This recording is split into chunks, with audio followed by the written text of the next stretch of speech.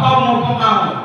โอเคเนาะถ้าพร้อมเนาะและข้าพเจ้าก็ลืมบ่ได้กับคนที่เปิดโอกาสนั่นเองเนาะก็จะเป็นทางคำสั่งใส่ประเสริฐขอเสียงตบมือนะครับทำลายข้าพเจ้าเองนั่นเองเนาะโอเคแล้วก็ต้องขอบใจมันไปตลอดชีวิตที่มอบโอกาสดีๆให้กับข้าพเจ้าในวันนี้นั่นเองเนาะฉะนั้นทุกทางมาในห้องนี้ก็ในทางนี้ขอบใจคนที่แนะนำหรือว่าคนที่เปิดโอกาสถ้าเขาว่าดีของเราเขาจะมาเปิดโอกาสให้เราแม่เราแม่ฉะนั้นทุกคนเป็นคนโชคดีดีว่าแบบนี้อยู่นี่มีภายในงานเข้ามาแบบมีคนส่วนบ่มีเป็นบอ